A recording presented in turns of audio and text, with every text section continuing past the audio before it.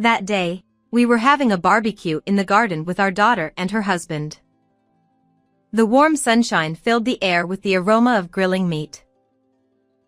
Jason said, "Oh, we're running out of beer. Nancy, could you get some more from the shed and put them in the fridge?" "Got it. 4 or 5 bottles, okay?" I replied. My daughter, Emma, then asked her husband, "Hey, Harrison, can you help Mom?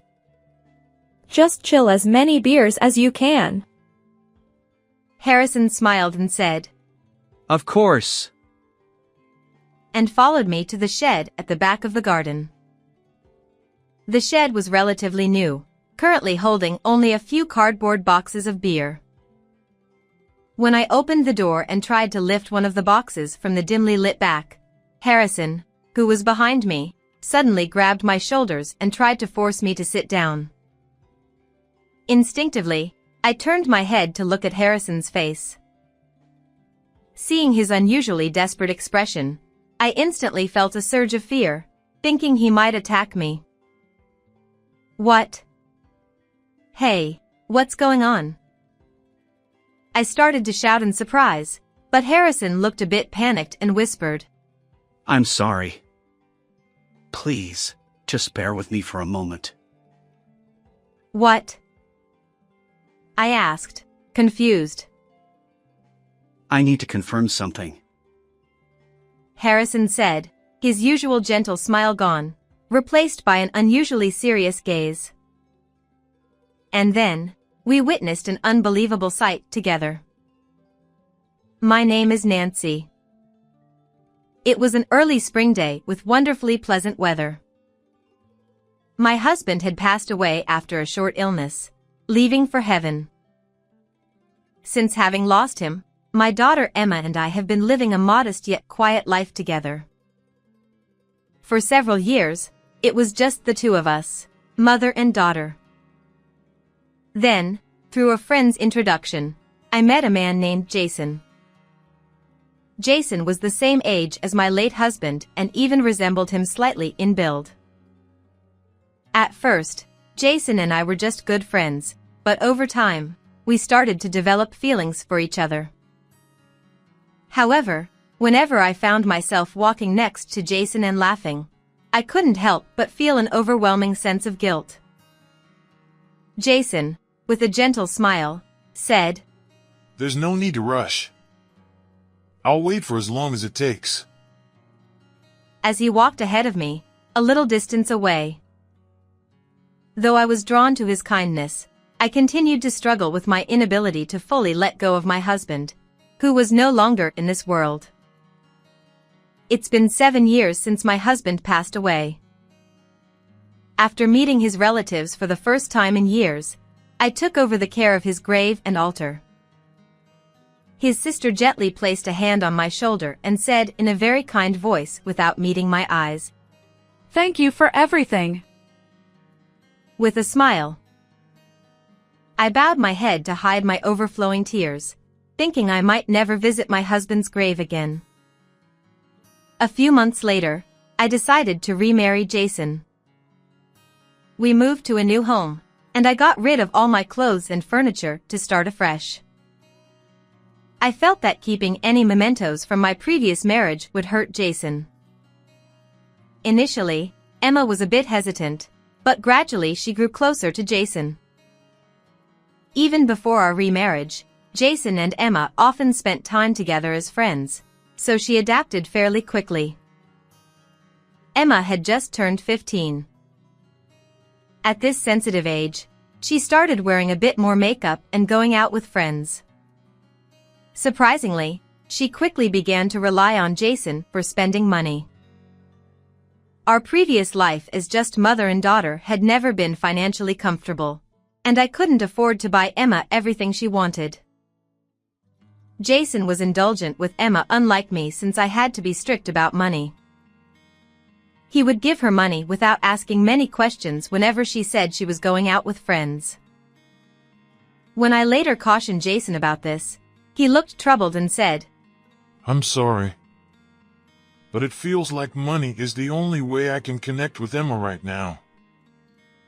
Besides money, Jason continued to treat Emma specially in other ways as well. He treated her like a princess, and it made me happy as if it were for me. Jason was trying his hardest to love both Emma and me. I kept my wedding ring, my last memory of my late husband, tucked away in the deepest part of my closet, occasionally taking it out to look at it. But that began to feel wrong as well. So, I sent the ring to my late husband's parents with a simple letter. "I'm sorry, but I want to move forward." Was I allowed to be happy? I didn't know. But I truly wanted to be happy from the bottom of my heart. Eventually, Emma became so close to Jason that she was always by his side and never left him. This made me very happy, but there were also some concerns. Hey, Dad. I want this new bag, but I'm a little short on pocket money. What should I do? Emma asked. Which one? What does it look like? Jason replied, eagerly looking at the screen of Emma's phone. I caught a glimpse of the screen, which showed a bag from a well-known brand even I recognized. Jason scrolled through the phone and saw the price, then scratched his head with a slightly troubled expression. It's pretty expensive. But, well, okay. It's for you, Emma. Really? Yay! Thanks, Dad. Emma exclaimed, hugging Jason, who smiled with pride. Since my marriage, Emma's sense of money had gradually become skewed. Perhaps it was a reaction to our modest life before. She had started asking Jason for things, knowing he would buy anything with a smile. Emma, don't spend so much money carelessly. It's fine. I'm not asking you, Mom. Right, Dad? Emma said, looking at Jason, and they both laughed together. I'm going to marry a handsome and kind man like Dad. Emma declared. Jason beamed, his face wrinkling with a broad smile. Having secured her promise, Emma returned to her room to study. She hoped to attend nursing school after graduating high school and had already started studying diligently for the entrance exams. To avoid disturbing Emma's studies, I didn't turn on the TV at home, instead placing a small radio in the kitchen and leaving it on. Our life was very happy. I was so happy that I might have forgotten the fact that my previous husband had passed away. But sometimes, when the radio played music from my younger days, memories would flood back. The melodies and lyrics would tighten my chest, bringing me to the verge of tears. Don't look so sad.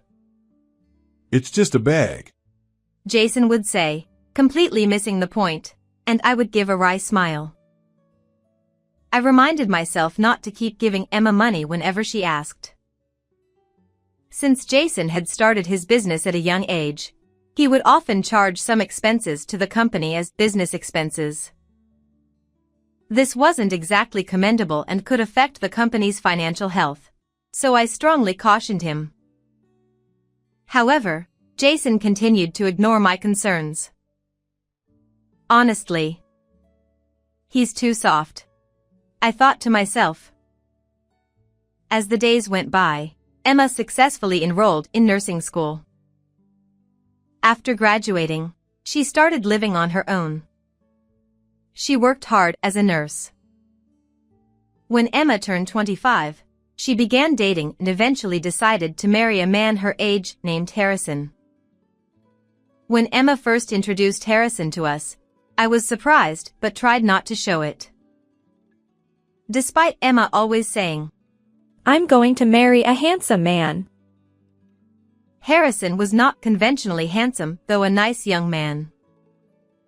With his gentle smile and soft demeanor, Harrison was, the son of a wealthy family and dressed in a manner that reflected his good upbringing. After their marriage, Emma and Harrison frequently visited us. Harrison was always kind to both Jason and me, and I was genuinely relieved and happy that my daughter had married such a good person. One day, Jason suggested that we have a barbecue in our backyard. The weather was nice, and a few birds were singing in the sky that seemed to go on forever. Jason had been eagerly preparing since early morning and was expertly grilling the meat while chatting happily with Emma. Harrison was looking around, trying to spot the birds singing above. But after a while, he gave up and poured himself a drink. Jason said, "Oh, we're almost out of beer. Nancy, could you get some more from the shed and put them in the fridge?" "Sure. 4 or 5 bottles?" I asked. Emma chimed in. Hey, Harrison, can you help Mom? Chill as many beers as we have. With a smile, Harrison replied, Of course. and followed me to the shed behind the yard. The shed was relatively new and only had a few boxes of beer stacked inside at the moment. When I opened the door and tried to lift a box from the dimly lit back of the shed, Harrison, who was behind me, forcefully held me down and tried to make me sit on the ground. "Hey! What are you doing?" I exclaimed in surprise, about to raise my voice. But Harrison looked a bit flustered and whispered, Sorry. Please bear with me for a moment. "What?" I asked. I need to confirm something. He said. Before I could ask what he needed to confirm, he peeked outside from the shed door to check the surroundings. The weather was nice today, and the blue lawn in the garden reflected the sunlight brightly. Jason and Emma probably couldn't see us in the dimly lit shed.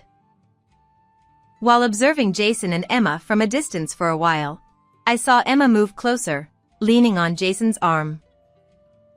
She rubbed her face against his upper arm, laughing happily. I could faintly hear their voices. The sound of birds in the sky echoed in the shed, making their voices unclear. Harrison was watching them intently. Could he be jealous of Emma and Jason getting along so well? He seemed to notice me smiling unintentionally, and pointed, saying, Look. Emma glanced around a few times and then linked her arm with Jason's. Jason looked a bit flustered but also glanced around before happily accepting Emma. Their interaction seemed more than just a parent-child relationship.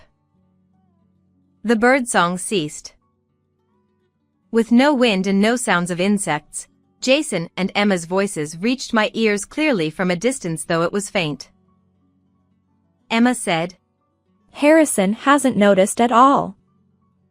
It's funny, isn't it? Jason replied. Well, Nancy hasn't either. People usually don't imagine such things. Emma continued. But this kind of relationship is exciting and fun, right? I listened to their conversation in a daze, unable to understand what was happening. Emma took a transparent bag with powdered medicine from her pocket and lightly mixed it into the glasses that Harrison and I had been drinking from. Did she just put something in our glasses? I asked. Harrison replied. That's probably a sleeping pill. She recently visited a psychiatrist without telling me. Sleeping pills? A visit to a psychiatrist without Harrison knowing? I couldn't make sense of it all, but how was I supposed to react to the fact that she had put sleeping pills in our drinks? Harrison said, Staying here any longer would be strange. Let's go. But don't use those glasses. After that, Harrison and I pretended to know nothing and returned to Emma and Jason. Emma was acting a bit unnaturally, glancing at my glass several times. The thought that she might be trying to make me drink some strange drug was shocking. I felt betrayed by the daughter I had raised, and the realization made me dizzy. Sorry, but I think I've had a bit too much Sunday. I need to rest inside for a while, I said. Jason responded. Oh. Okay. I'll take care of the cleanup. You should rest. Lying on the bed in the room, I stared blankly at the ceiling. Why did she put a sleeping pill in our drinks? And the closeness between Jason and Emma seemed strange. My head throbbed as I wrestled with the possibility that something might be going on and the disbelief that such a thing could be true. After lying down for a while, I fell asleep. As evening approached, I woke up and went out to the garden, where the cleanup was already done. Emma and Harrison seemed to be about to leave. Harrison noticed me, and he looked like he wanted to say something, but then he slowly averted his gaze and kept silent. Jason asked, Are you feeling better now? After Harrison and Emma left, Jason showed concern for me as usual. His words, his voice, everything sounded like a lie, and I forced a strange smile. You still look a bit unwell. Do you want me to make dinner? Jason offered, rolling up his sleeves and rummaging through the refrigerator. As he did, I recalled seeing Emma putting the sleeping pill in my glass earlier. Pushing Jason aside, I said, I'll cook, and quickly prepared a simple meal. There was no way I could eat anything he made right now.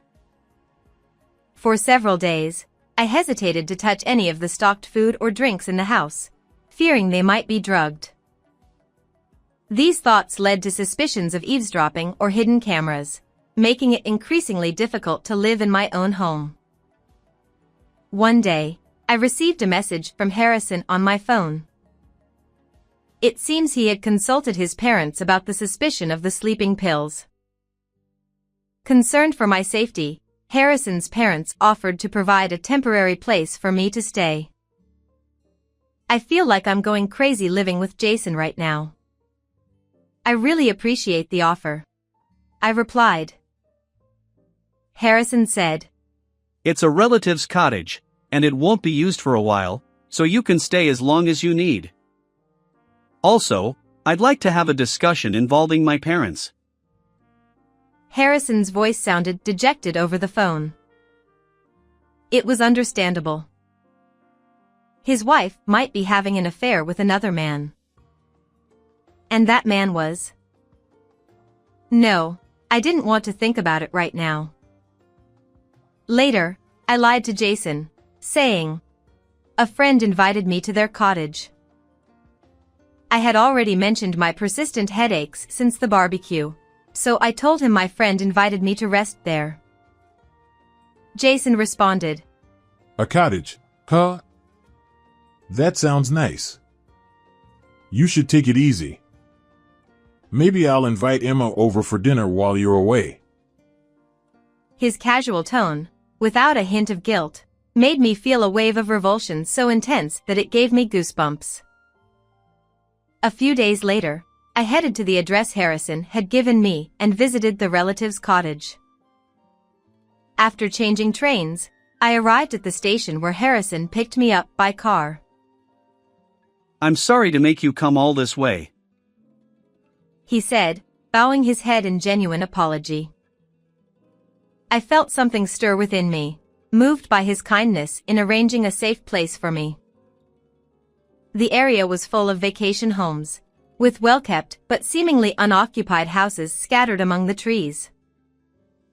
The cottage stood among these woods. Harrison's parents were waiting for me at the entrance.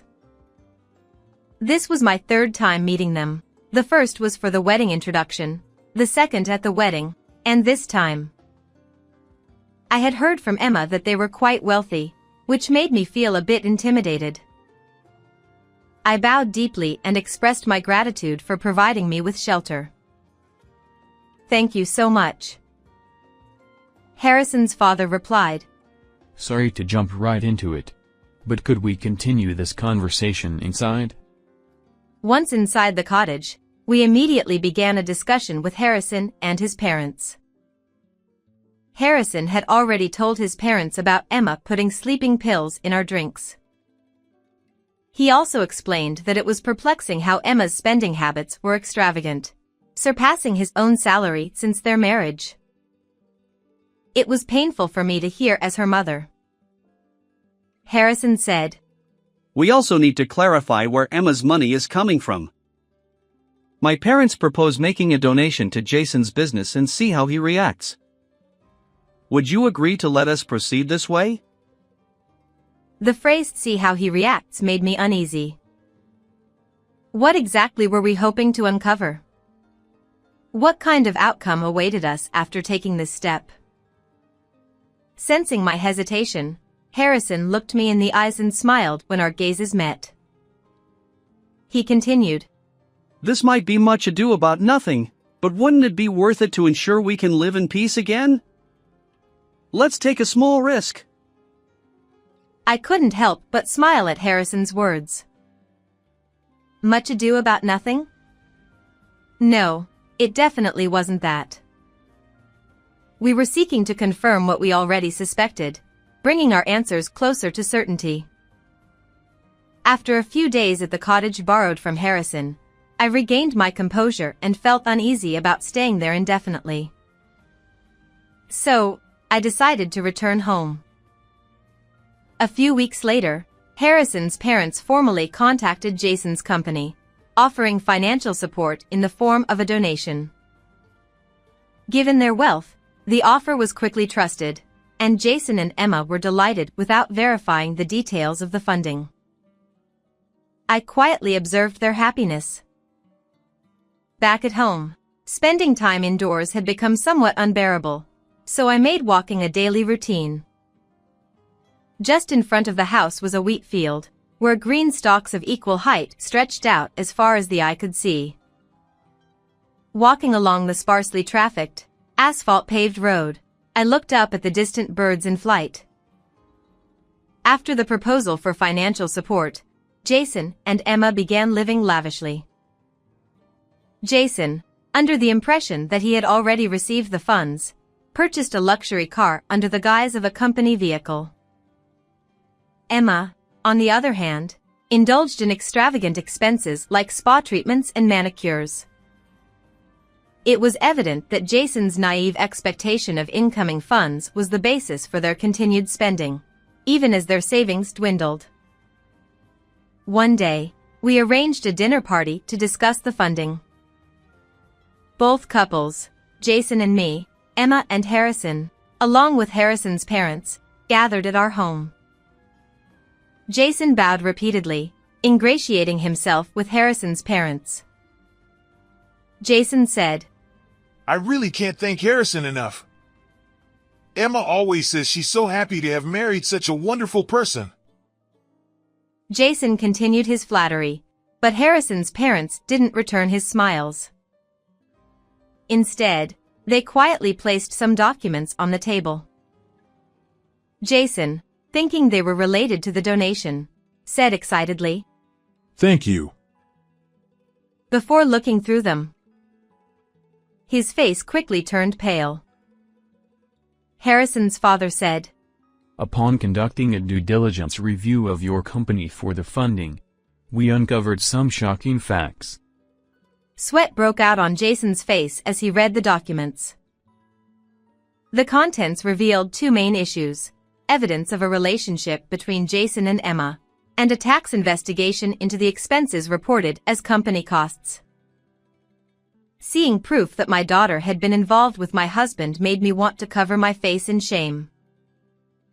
The expenses for Emma's jewelry, spa treatments, and other indulgences had all been falsely reported as business expenses, resulting in back taxes. Harrison's father continued, We cannot provide funding to a company engaged in such fraudulent activities. Jason stammered. But this can't be. In his agitation, Jason spilled his tea. Emma was nearby and shakily stood up to wipe the mess with trembling hands. Emma, I'm divorcing you, and I'll be claiming damages. Huh? What? What do you mean by damages? You cheated on me. Isn't that obvious? And Nancy, too. Saying this, Harrison looked at me. Jason's gaze shifted from the documents to me, his eyes filled with fear. I'll also be divorcing Jason and claiming damages. Of course. What are you talking about? That's impossible. Jason's voice faltered as he trembled, dropping the documents to the floor.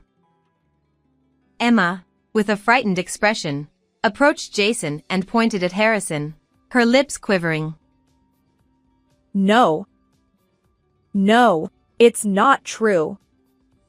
It was Harrison who cheated. Harrison and Mom. Until the very end, Emma made incomprehensible excuses resembling screams and repeated attempts to shift blame. Despite Jason and Emma's desperate attempts at excuses, there was solid evidence against them, leaving no room for escape. Eventually, Jason lowered his shoulders in resignation and began to speak quietly. Jason admitted that he began a relationship with Emma, but he realized there was no love involved. Initially, he rejected Emma, who approached him for money purposes. However, he eventually weighed Emma's increasingly feminine appearance against my aging and diminishing charm and came to a decision. I'm a man too. We're not even blood related. I couldn't resist. Jason said. It was Emma who suggested putting sleeping pills in our drinks on the barbecue day. After drugging me and Harrison, she planned to undress us, put us in the same bed, and take photos to demand damages. How shallow of them. Beyond contempt, I looked at them with cold eyes. I'm really sorry. Please forgive me. I beg you. I'm so sorry too. I don't want to break up with Harrison. I just watched the two of them bow their heads without saying a word. Words escaped me. It's not like I should forgive. How could I forgive? Emma, growing impatient with my silence, finally raised her face and forcefully grabbed Jason's sleeve, pulling him. It's your fault. How could this happen? I have credit card payments due next week, and what are you going to do about it? What? What do you mean by buying things on your own? I've been using credit card loans to pay off my losses at slot, and I'm broke. What the hell are we going to do? This chaos was exactly what they meant by a scene. Emma continued her rough behavior of forcefully pulling Jason's hair and clothes, while Jason desperately tried to stop her shouting. Surely, this shouting must be reaching the ears of the neighbors. Even if it's a matter of obligation, if it's revealed that they had a parent-child relationship, one couldn't continue living here with normal nerves. It was probably the same for me. I couldn't help but feel a little lonely at the thought that I wouldn't be able to see the scenery outside the window anymore. Afterward, Emma divorced Harrison and moved far away. She fell into the nightlife, but her life didn't go well, and she drowned in alcohol and accumulated more debt. Jason was pursued by debt collectors after paying a large alimony, and his company went bankrupt. He disappeared in a state close to fleeing at night and was reportedly living as a homeless person, hiding from his creditors. Harrison learned from his failed marriage and found a good match after divorcing Emma. I received alimony from Jason. It was unclear how he managed to prepare such a large amount of alimony despite his company going bankrupt and being pursued by debt collectors, but he showed some sense of responsibility at the very end. After divorcing Jason and selling our house, I decided to return to my parents' home. On the plane back to my hometown, I thought about many things. I lost my first husband to illness, remarried, divorced again, and was betrayed by my own daughter. I wondered how I should face my parents this time. Surrounding my childhood home were vast fields of wheat. Pulling my large suitcase, I walked down the long asphalt road. The weather was warm and humid, and early summer was approaching. When I returned home, my parents welcomed me without asking any questions. I wondered why my elderly parents didn't ask me anything. Were they pitying me? Yet, they didn't treat me as if I were fragile. They accepted me naturally. As I gazed at the peaceful countryside, I realized I needed to reassess my life. With my father's help, I got a job at the local agricultural cooperative, so I think I've established a foundation for my life. Since then, I've built a good relationship with Harrison's parents. Although we don't meet often, we sometimes have meals together when they're nearby. What? A few years after I returned to my parents' home, in the spring, something unexpected happened. On the desk lay the wedding ring given to me by my late husband. I was a bit shaken as I picked up the ring and looked at it in my palm. While I stood there in a daze, my mother, with her bent back, came from the kitchen and wiped the table. A long time ago, his parents came by. They said they wanted you to have this, Nancy. I stood there speechless. Outside the window, the wheat fields stretched out. Beyond the clear blue sky, a bird chirped persistently, as if to assert, "I am here." Tears fell as I slung my bag over my shoulder and rode off on my bicycle. I continued through the empty wheat fields, sweat beading on my forehead. What should I do from now on? I don't know, but I will keep moving forward. I'll save my complaints for when I've lived my life to the fullest. Working part-time at a place like this suits you. A poor guy without a family. My classmate Aaron mocked me while I was working at the convenience store. However, in the next moment, thunk, the sound of a blow to the head echoed through the quiet store. You apologize immediately. The father of the classmate who had been harassing me appeared and scolded his son. Upon learning the reason, tears welled up in my eyes. My name is Cyrus. Ever since losing my parents in an accident when I was young, I've been an orphan, transferring schools multiple times. I moved from one relative's house to another. Initially, my relatives treated me kindly, but raising someone else's child is undoubtedly challenging. When it was time to move to the next home, they would send me off with a cheerful "take care." Never once did they say, "You're welcome back anytime." Through these frequent changes, I learned how to live without inconveniencing others.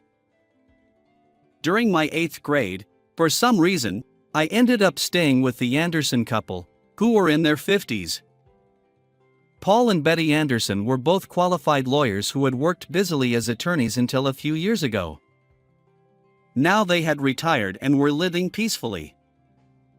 I couldn't fathom why they took in an unrelated orphan like me.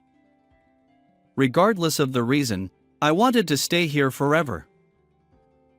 This town held warm memories because it was where I lived with my parents until their accident. Walking the streets, those memories resurfaced. How long will the Andersons let me stay in their home? Reflecting on my past, I vowed to live quietly without causing trouble until the time came for me to leave. Contrary to my thoughts, the Anderson couple treated me like true family, showering me with kindness. Cyrus, let's go fishing together. Cyrus, what would you like for dinner tonight? Since my parents' passing, I hadn't had conversations like these. I realized that genuine family warmth existed. Gradually, I opened my heart to the Andersons. In my third year of middle school, Paul asked me about my future plans. After graduating from school, I'll work and become self-reliant. Please let me stay here a little longer. I expressed my intention to start working without hesitation. We consider Cyrus as part of our true family. You can stay here as long as you need, and don't worry about money. Seriously think about your future. Paul's kindness overflowed.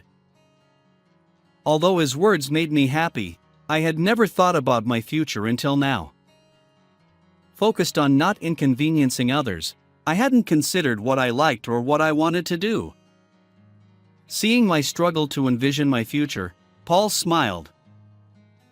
What Cyrus needs is time to face himself. Whether you want to work or study hard, high school is your chance. The Anderson couple, who always considered my well-being, enrolled me in high school to broaden my horizons. In high school, I encountered a man named Aaron again. Aaron was a classmate from elementary school. We hadn't spoken much back then because we weren't in the same class. However, in high school, Aaron took every opportunity to make snide remarks and harass me. Aaron, belonging to a prominent group, gradually began involving others to tease me. As an orphan without parents, I've been a frequent target of bullying at school. So, I know not to engage in such situations. I'll ignore him, and he'll get bored soon. Thinking this way, I decided to ignore Aaron, but he kept bothering me. My stress continued to accumulate. And so, my high school life began, far from smooth. About a month after starting high school, Paul asked me about my school life. It's fun, Paul. Thank you for letting me attend high school. Definitely won't mention Aaron's harassment. After all, I don't want to make them worry about me. I had resolved to challenge various things during my high school years using the time the Andersons had given me. I wanted to discover my own potential. To repay the Andersons even a little, I came up with the idea of working part-time at a convenience store. My reasons were to earn some pocket money and because I thought I'd meet various people at the convenience store. The Andersons were genuinely delighted with my decision. Although I worried whether my reserved nature would hinder customer service, I surprisingly handled it smoothly, even though I had considered it a weakness. As for my co-workers, they included college students, housewives, and a 65-year-old man. Listening to their stories, I realized that my life experiences were still quite limited. They all agreed, once you're out in the real world, most people end up working for companies or conforming to societal norms. So, figure out what you like now. The advice of those who are older than me in life makes me think. I believe that starting the part-time job helped me grow significantly. One day, Jessica, a fellow high school student, joined our team. Jessica was quiet, but because we were the same age, lived nearby, and took the same route home, we quickly became friends. Chatting with Jessica on our way back from work became one of my favorite things. While I did most of the talking, Jessica was a good listener and occasionally made sharp remarks. Being with her was a lot of fun. I used to live here, I said at one point, pointing to an empty lot. Jessica's surprised expression was genuine. I explained about losing my parents in a traffic accident during first grade, the repeated transfers, and how the kind couple, the Andersons, had taken me in and allowed me to live in this town again. Jessica paused, thinking for a moment, then looked straight into my eyes. Cyrus, I'm glad you came back to this town. I didn't dwell on the deeper meaning of her words, I simply felt happy. One day during break time, Aaron approached my desk. Your parents died in an accident, right? They probably ran a red light, didn't they? People who can't follow rules deserve to die. And now, you're just a freeloader, passed around among relatives. It's suspicious that someone unrelated like you got taken in. Your life is a mess. With a smirk, Aaron deliberately spoke loudly enough for everyone to hear. Until now, I had ignored his provocations, but this time was different. Hearing him speak ill of my parents and the Anderson couple, I lost my temper. What do you know? Stop spouting nonsense. Before I realized it, I was grabbing Aaron. Calm down, Cyrus. My friend intervened, and I regained my composure, trembling fists and taking deep breaths. The classroom fell silent. Aaron looked surprised. It was the first time I'd stood up to him.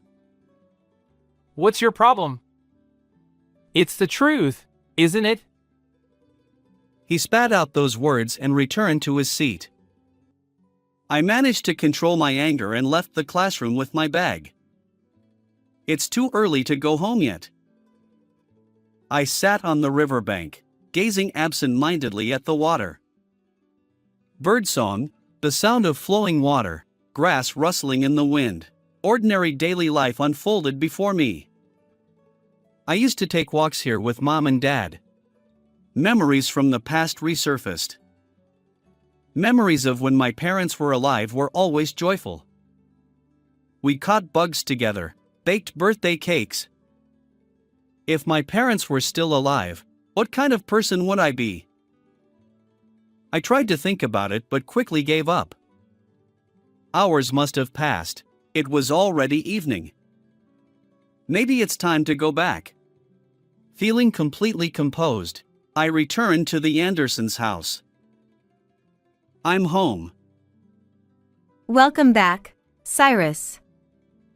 Can we talk for a moment?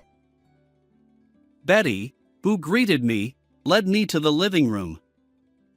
Paul was sitting on the sofa. Welcome back, Cyrus. Your homeroom teacher called earlier, saying you disappeared during lunchtime. What happened? Sorry for leaving school without permission. I debated whether to mention Aaron. Paul and Betty looked at me with concern. I couldn't lie to these two, that much I knew. Right after starting high school, I became the target of harassment, mainly by Aaron, a classmate from elementary school. I recounted all the events leading up to today. I see. You're strong, Cyrus. Thank you for sharing. Don't endure it anymore.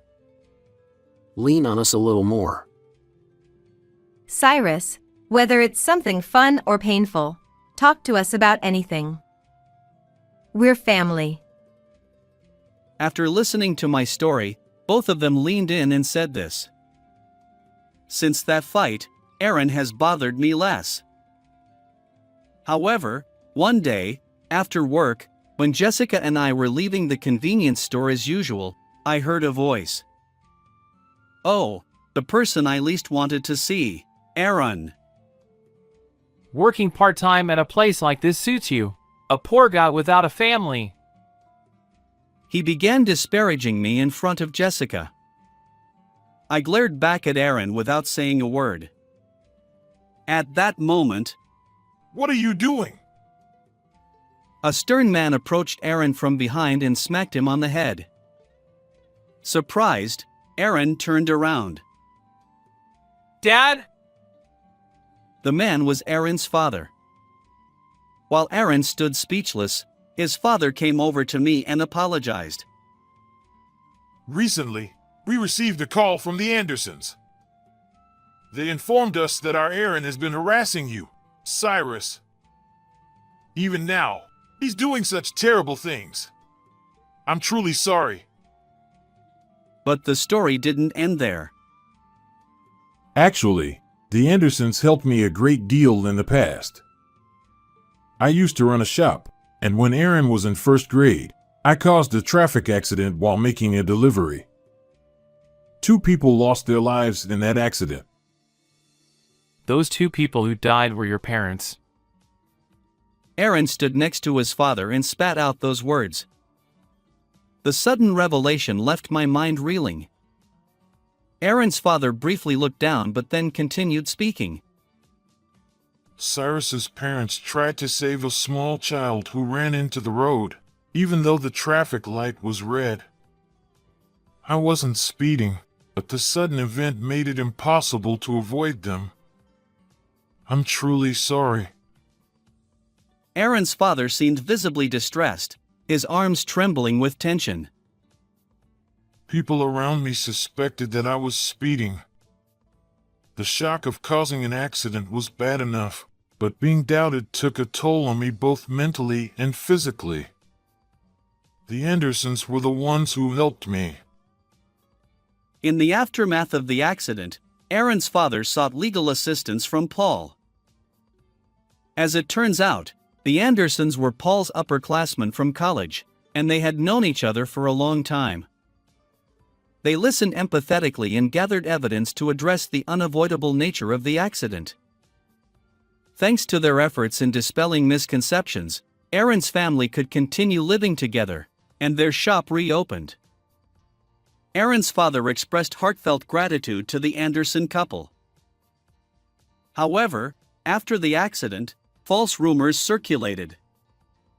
Aaron's family couldn't walk outside for a while, and even after reopening the shop, customers rarely came. Aaron faced bullying at school. Because the Andersons helped us, we can live a normal life now. Aaron's father reprimanded him. Why did you run despite a red light? Dad, who followed the rules, was suspected, and I suffered. Dad isn't at fault. Aaron seemed to channel the frustration he had felt in the past. Knowing that Aaron's father had also endured hardships due to the accident and had considered me, my heart tightened. Aaron's father said, Aaron, I'm sorry. I thought Aaron had forgotten about the accident a long time ago because you were so young. Let's go home and talk slowly. Aaron's father spoke to Aaron in this way, and then, looking apologetic, he placed his hand on Aaron's back and the 2 of them slowly walked away. Jessica, who had been listening to the whole story, suddenly spoke up from behind. Cyrus. You know, your parents protected me during the accident. Jessica's sudden confession left me speechless. According to Jessica, on the day of the accident, when she was in first grade, she was walking her dog. The dog suddenly ran towards the road in response to a flying bird. Jessica, who had let go of the leash, desperately chased after the dog and ended up on the road. At that moment, a truck came from her right, and Jessica's parents, who had witnessed the accident, rushed to protect her. They pushed Jessica out of the way, sacrificing themselves. Jessica later learned that the 2 people who had helped her were my parents. Jessica's parents had gone to apologize, but Jessica was in shock from the accident and stayed indoors for a while. When she finally started going outside again, she found out that I had been taken in by a distant relative's family, who were not even related to me. Jessica had been tormented by guilt for not being able to apologize sooner. She felt that she owed my parents a debt she could never repay. Cyrus, when you told me about your parents, I had a feeling, but hearing that person's story just now confirmed it. I'm so sorry for the late apology. Thanks to your parents, I've been able to live like this. Thank you so much. Jessica apologized deeply.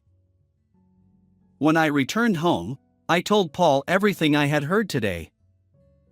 Paul said, I really respect Cyrus's parents. It's not something anyone can do, risking their lives to protect someone else's child.